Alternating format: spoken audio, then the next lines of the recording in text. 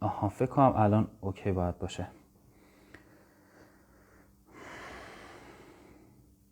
یکم منتظر ببینیم صدا تصویر الان اوکی هست. خب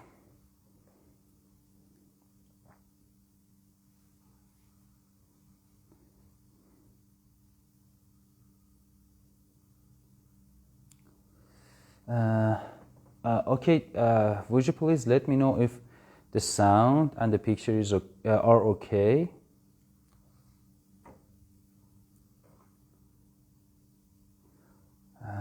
We are waiting for more audience.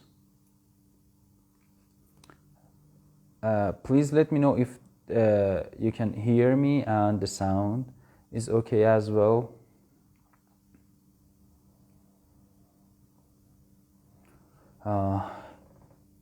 The sound is good. Okay, I think now it's okay. Let's ask Jennifer. Okay, thank you for informing me. Thank you so much for your feedbacks. Okay, hello again. Hello again. Are we working? Yes, I'm sorry. I think there was a problem with my connection. Of course, I just changed the source. Okay, Jennifer, let us know about your books. I know that you have written 2 books, and from somewhere I know that you are writing another one. And please let us know about your books, especially the one about the violinists and the bodies. Yeah, yes, absolutely. The first one was published, I gotta check now, I think it was 2009, yes. I always forget because it took so long to actually write it. It was almost 5 years in the writing. It is very detailed, it's a big one. And it is specifically for upper string players. What Every Violinist Needs to Know About the Body is the title. And it fits under Barbara's, I told you about Barbara's first book, but her second book is called What Every Musician Needs to Know About the Body, the same title as what she called the 6-hour course. So many of the books in that series that she asked us individual authors to write share that title, what every singer needs to know about the body, what every pianist needs to know about the body. And many of those are out there and they're fantastic resources. So I recommend that people, go on and look on the Body Map website, bodymap.org, to see what resources have been written. Amy has also, she's written some books on breathing. So there are a few different publishing houses that are, publishing our works, but, and they're not all called What Every Musician, but my first one was, and Barbara asked me shortly after I finished training with her if I would be interested in writing it. And I jumped at the chance because I felt like, as I'd said, that I'd been looking for this information my whole life. And so I wanted others to be able to easily access it and help themselves feel better.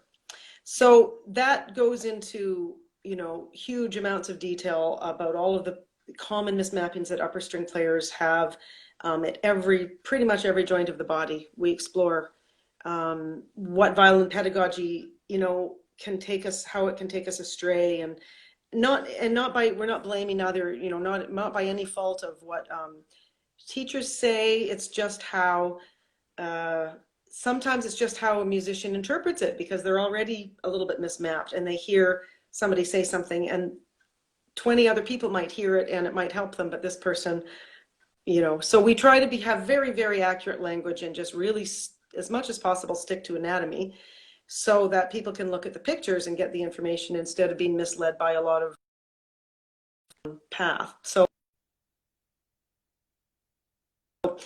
that's the first book. And then in 2017, this one was published, Teaching Body Mapping to Children. Whoops.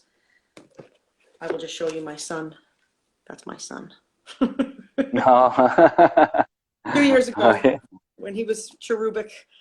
How old is he now? He just turned 14 on Thursday. Oh, happy birthday. Thank you very much. I'll tell him. You only have one boy? Yes, yeah, just the one child, yeah. And he plays the cello, yes? He's a cellist, yeah. He's a lovely young cellist. Good. Yeah. Good, good. And do you teach him body mapping as well? I wish. He's not quite ready yet to learn from his mom. So I try to feed it to other people that do teach him, and they try to give it to him. So it's coming in the back door. Okay. And is he learning now? And does body mapping help him? I mean, those little informations. Yeah, yeah. There's, I mean, I am partly being facetious because sometimes he will. A couple years ago, he was starting to have some pain in his bow arm, and we worked through that pretty quickly. And so he knows that it does work. But Oh, good. when you're 13 and 14, you're resistant to whatever your parent has to say to you. So um, Oh. yeah, but he's going to get it. He's fine. So that book, really the main difference between the first book and the second book is that this is really distilled information so that a teacher, who maybe is interested in body mapping but doesn't necessarily want to train themselves, can open the book and say, oh, this student in my class is having some wrist pain. Let's see what it says about the wrist and how we can, if there's something there that we can help them remap. So it's a bit of a summary of I think there are 10 main mismappings in that book, the most common ones that I see amongst all instrumentalists. So that is not just for string players, that's for all instrumentalists, singers, but and how to teach your students to move better. You told us the story of your first book and what happened that you decided to write that book. And what about the second book? Was it because of your boy that you decided to write that book? Probably not, actually. I think it was just more that I knew that even really dedicated violinists often don't have time to sit down and read something this thorough as the first one from cover to cover. And I wanted to have a resource that was had enough detail in it that you could pretty much help anybody after you read 3 pages, instead of reading 20 pages with every possible problem that might crop up. It's definitely a distillation. So it was to kind of find it, because the very first real body mapping book that Barbara wrote was based on a very different model. It's very heavily not the green one that I showed you earlier, but her What Every Musician Needs to Know has a lot of images in it. It's very image based with just a little bit of text. And some people really love it, and other people feel like I need a bit more information.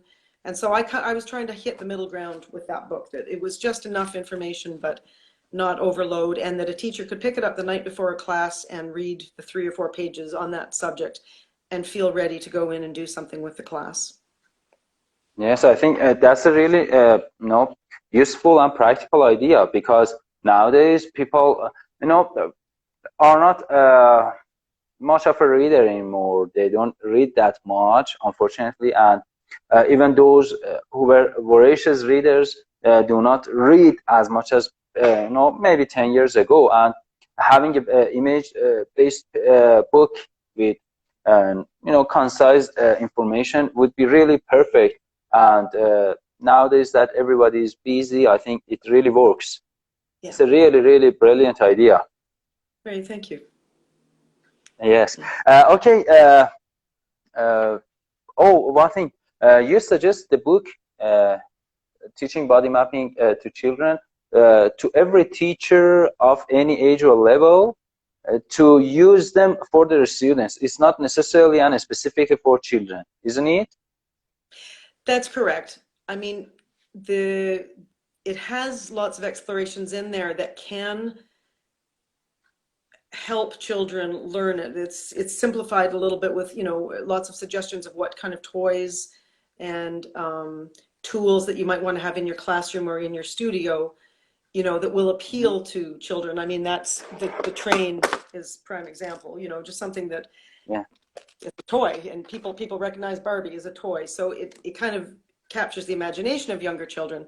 But I mean, everybody, here got that Barbie demonstration just as well as any 5-year-old would. So it works with all ages, but it was specifically, you know, so that it wasn't such heady intellectual anatomical information, but that you could find a way for children to access it. Frankly speaking, the train appealed to me as well. Good. I liked it. Yeah. So I think it really works. Yes. Okay, let's go for some practical exercises. Sure. It's all up to you. You can teach us as many as you like, and I can work as a demonstrator, as we talked before. You can just teach me, and the audience will, of course, join us and do the movement. If you allow me, I would just translate part by part to help the Persian audience understand the movement as well. Is it okay with you? Yes, absolutely. Thank you so I'll try much. to do it in small little sentences, and then I'll wait for you to translate. Okay, thank you so much for your understanding. Oh, well, thank you for your brilliant bilingualism. I thought we would look at, because I had mentioned earlier how important it is that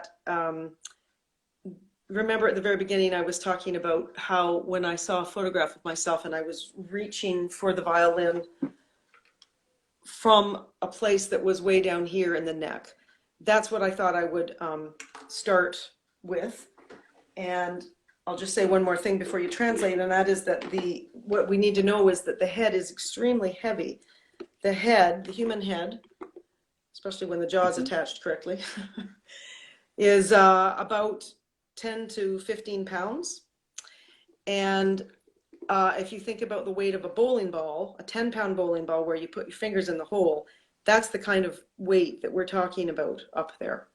So in a minute, I'll show you some ways that you can find balance for that so that those muscles aren't working so hard and getting the head more on balance. Okay. Did you want to translate that, or should I carry on? Yes.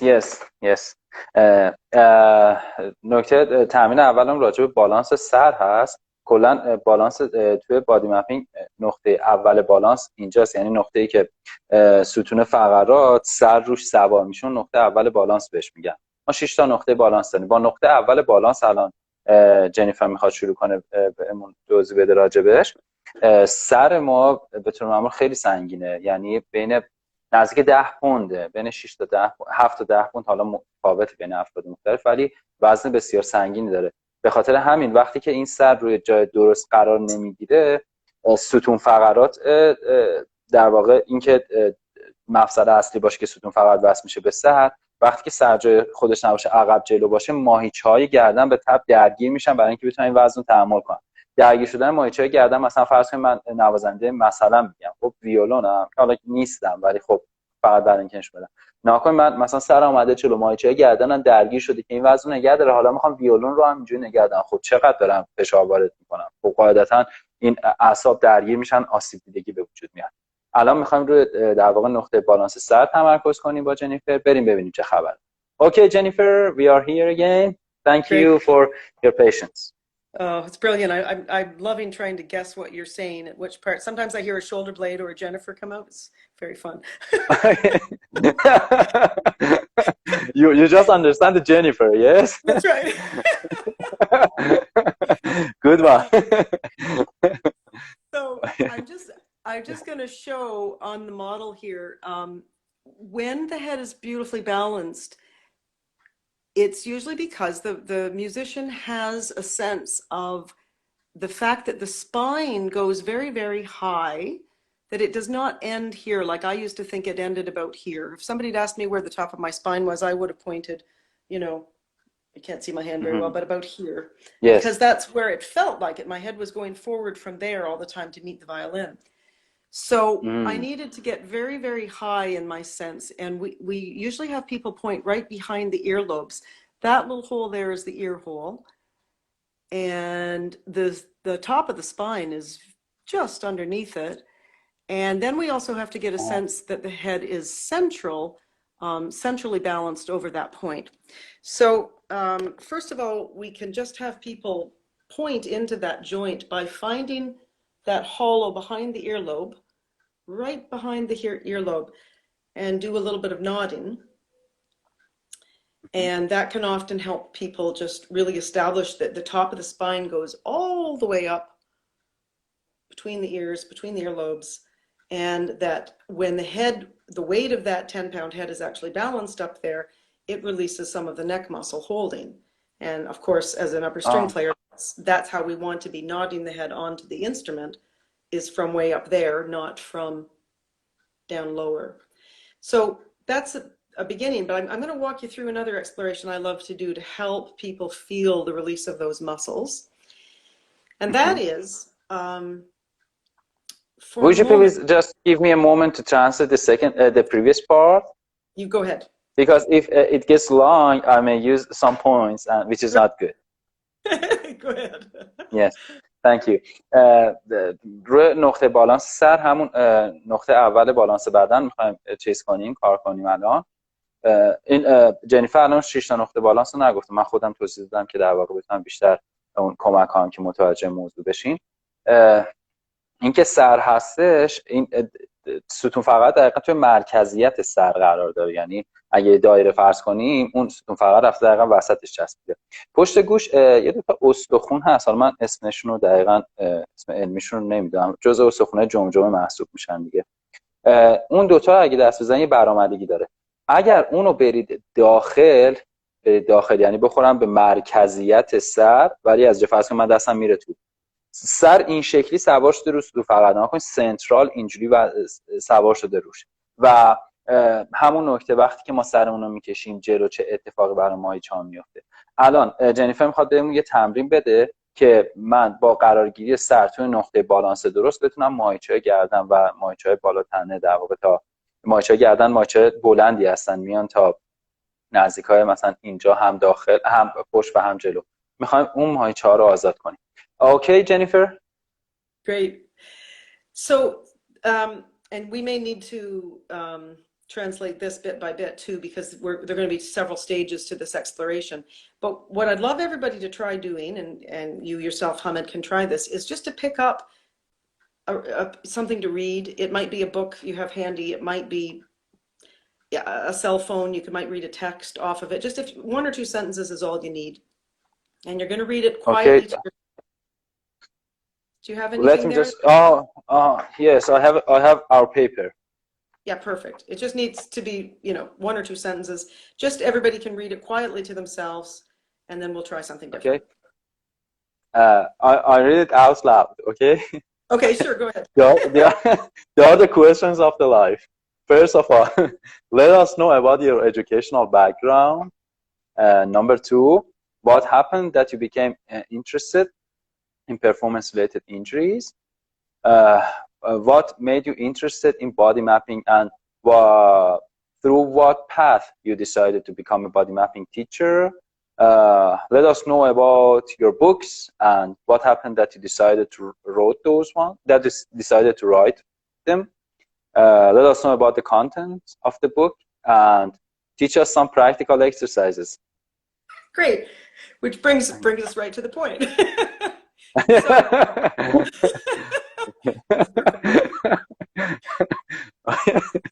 So after kind of feeling what your body was doing when you were reading that way, we're going to compare it with something new. So did you want to translate that much before I go on? Yes. در واقع یه کتاب یه چیزی دستون بگیرید. من این سوال لایوم بود.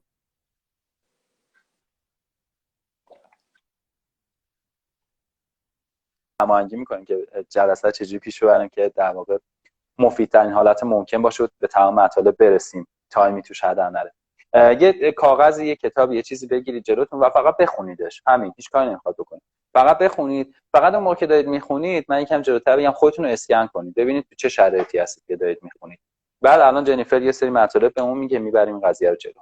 Okay, Jennifer? Okay, super. So the second step now is we're going to place a hand on the back of our skull. Everybody can just put a hand on the back of your head and leave it there for a few moments. And you might want to come up a little bit higher rather than being so close to the bottom of the skull, maybe up to kind of top back. And the idea is to leave our hand there long enough that we feel an imprint, like if you think about one of those memory foam mattresses, you know, like the bed, you put your hand on the mattress of the bed and you take your hand away and there's still an imprint in the memory foam. Yes, Yeah. yes, So exactly. we're kind of You still looking for, feel it. Yeah. you feel it, exactly. So when you do bring the hand down, the most important part of this exploration is that you don't lose the sense of where that back of the head is, that you feel that hand imprint there. You might feel some Uh-huh. tingling.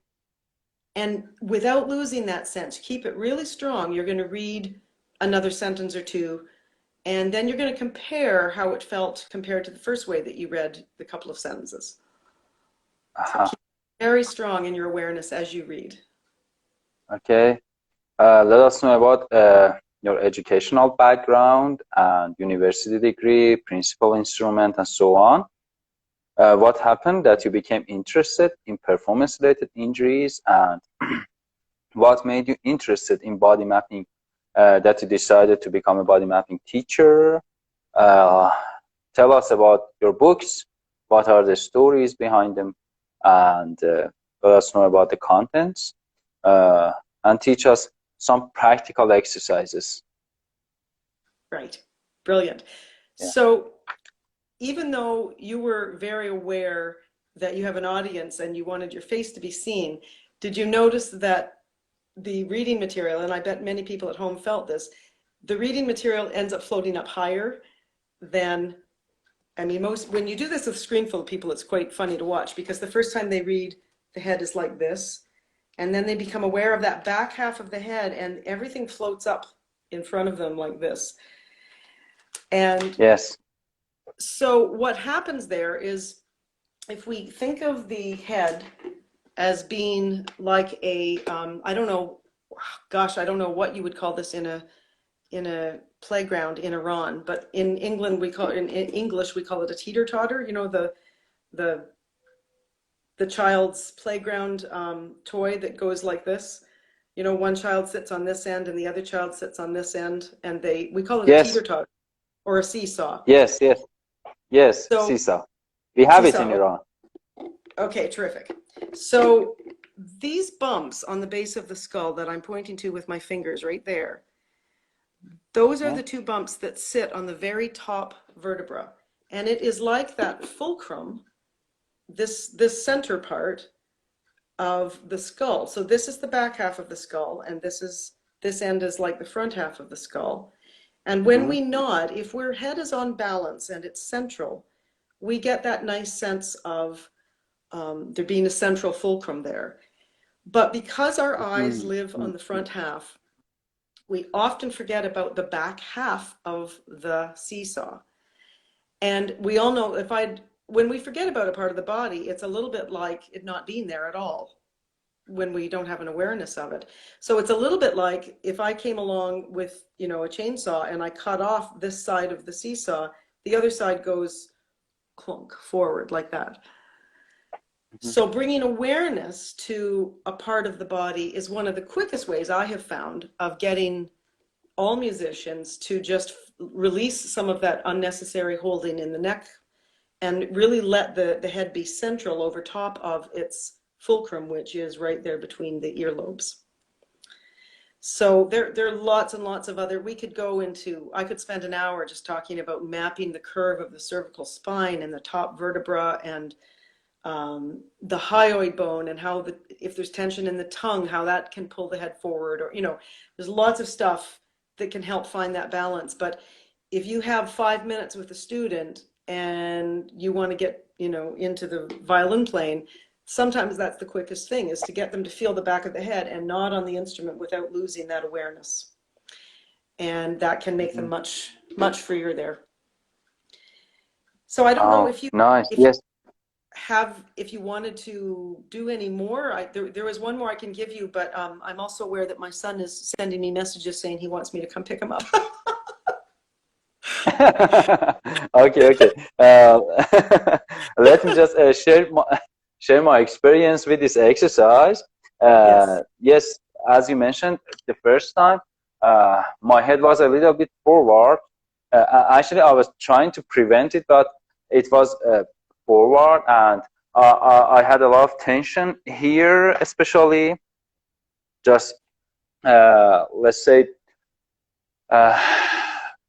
on the bottom part of my neck when it actually meets my upper back, and I also had a little bit tension in my tongue as well. Yeah. I understood it on the second time. I was putting my tongue under a lot of pressure. I don't know why. But the second time that you told me to put my hand here, and I was actually, you raised my awareness by doing that, and I was just thinking about this place while doing all those things. So I did it more freely, with no tension. Good, fantastic. They were incomparable. Yes, thank you. Let me just translate this part, and then we can try to actually sum up. Then you can pick your son up. اوکی. حالت دومی که خوندن رو داشته باشیم، ما یه بار دیگه هم ادی به اون تمرین رو داده بود. دستتون بذارید توی این نقطه، یعنی اینجایی که گفتیم انتهای ستون فقرات که جمجمه بهش بس میشه، یه خورده بالاتر دستتون بزنید رو اون نقطه. براتون اتفاق افتاده دیگه، مثلا شبا اینجوری دستتون میذارید میخوابین، وقتی که دستتون رو برمی دارید هنوز اون حسه پشت سر هست، حس میکنین هنوز یه چیزی اون پشت هست، چون وقتی که دست میزنید در واقع ذهن متمرکز میشه به اون قضیه اونجا رو بیشتر حس میکنه. دستتون رو بذارید اینجا، مثلا چند ثانیه نگه دارید، گرماشو حس میکنید دیگه. بعد وقتی دستتون رو برمی‌دارید اون حسه که هنوز هست، حالا شروع کنید به خوندن. برای خود من اینجوری بود که ماهیچه گردن و ماهیچه گردن وقتی میرن در واقع توی پشت، اونجا درگیر بود توی دفعه اول و حتی زبونم هم منقبض کرده بودم، جالب بود. ولی توی دفعه دوم نه زبون منقبض بود و نه اون ماهیچه. خیلی خیلی بهتر پیش رفت. تمرین جالبی بود. این کار رو انجام بدین. میگفت مثلا برای نوازنده ویولون، چون نوازنده اصلا گردنشون رو میکشن جلو بعد میذارن رو ساز، خب میتونن با این تمرین سر رو تو نقطه درست نگه دارن و بعد بذارن روی ساز. اینجوری اون نقطه یک بعدن اون نقطه بالانس یک به هم نمیخوره، یعنی سر روی ستون فقط باقی میمونه. و چیز جالبی که جنیفر گفت این بود که میگفتش که این ستون فقرات رو فرض کنید اینجوری اومده، سر روش سوار شده دیگه، مثل الاکلاین فرضش کنید. من اگر این قسمت پشتش رو در نظر نگیرم، خب به جلو میفته این الاکلاین دیگه، ولی اگه قسمت پشتش رو در نظر بگیرم میتونم بالانسش کنم. مثل این میمونه که وقتی که من این حس اینجا رو از میبرم، انگار کسی که اینور الاکلاین نشسته بلند شده، الاکلاین تق میفته و پس سر من افتاده جلو. خب وقتی که سر من افتاده جلو، ماهیچه‌ها درگیر شدن، حالا من دارم یه روتیشن هم دارم، یه چرخش هم دارم با ماهیچه گردن دیگه، چقدر عصب من درگیر میشه و چقدر راحت آسیب میبینم. Okay, Jennifer, I translated thoroughly, word by word. It's beautiful to hear your Yes, language. because it was a really nice experience, and I wanted to share as much as I could. Good. Okay, Jennifer, I know that you are really busy and you have to go. I just wanted to thank you for joining us tonight. Thank you for opening an Instagram page to join us. It was my absolute pleasure, and I'm honored to host you. I really enjoyed talking to you and hope we can have more conversation in the future, because I know that you have a lot to share, and I can learn a lot from you. Oh, it's been such a pleasure getting to know you, Hamed. Thank you so much for inviting me. Thank you. Thank you. Have a great rest of your day, and please send my greetings to your dear family, and stay well during this pandemic. Thank you so much. Likewise to you and your family. Thank you. Thank you so much. Okay. Bye. Bye-bye, everyone. Bye. خب مرسی از همه که امشب به ما اضافه شدین. جنیفر جانسن رو داشتیم از نیوفنلند کانادا روی بحث بادی مپینگ. دیگه جنیفر داشت میرفت، من مجبور شدم با هم میرفت دنبال پسرش، مجبور شدم که ازش خدافظی کنم. کامنتار رو میخواستم باز کنم که بتونیم ازش یه مقدار سوال داشته باشیم، ولی دیگه تایم جوری پیش رفت که ما 1.5 ساعت اون پر شد و نتونستیم ازش سوال رو انجام بپرسیم. خیلی خوب مطلب داشت، یعنی مطلب زیادی داشت واسه شیر کردن، دیگه فرصت به سوالا نرسید. اگر سوالی بود توی دایرکت برای خود من بفرستین، من ازش میپرسم، جوابو میگیرم و بهتون میگم. همونجور که جنیفر گفت بادی مپینگ، الکساندر تکنیک، در واقع دیگه کایروپرکتی، فیزیوتراپی یا خیلی متدهای دیگه که مثلا ما دعوتشون کردیم توی این مدت. ما هفته قبل فدورا رو داشتیم، تکنیک‌های مختلف که حالا شاید من الان همه اینا میتونن کمک کنن که ما سالم‌تر ساز بزنیم و همشون کنار همدیگه خوبن. من مثلا میوز ماسل که یاد گرفتم، اومدیم با تمام کسایی که توی دنیا روی این زمینه‌ها کار میکنن یکی جلسه گذاشتیم ببینیم که اونا روی این زمینه دارن چه کار میکنن، دیدیم چقدر نکات مشترک قشنگی داریم، نکات مشترکی که میتونه باعث بشه اول با هم دیگه یه محیطی رو پیدا کنیم که بهش میگیم نقطه مشترکمون باشه، بتونیم با هم دیگه راجبش صحبت کنیم و بعد دیدیم که هر کدومشون چقدر نقاط مثبت دارن. خب نقاط مثبت اینا رو بذاریم کنار هم دیگه خیلی خیلی چیز قشنگ و جالبی در میاد. ما توی چند وقت آینده یه لایو من با مهمان پیج میوز ماسل خواهم بود، راجع به این متدایی که تا الان بوده صحبت خواهیم کرد و یه جنبندی تا راجع به لایوهایی که تا الان داشتیم خواهیم داشت. اونم لایو خیلی جالبی خواهد بود، فارسیه، دوست داشتید حتما به اون اضافه بشید. همین، مرسی، میبینمتون به زودی. من از مخاطبای انگلیسی هم خداحافظی بکنم. ممنون از همگی، شبتون بخیر. Okay, thank you everyone for joining us. We had a great night with Jennifer Johnson, author, teacher, and the author of What Every Violinist Needs to Know About the Body.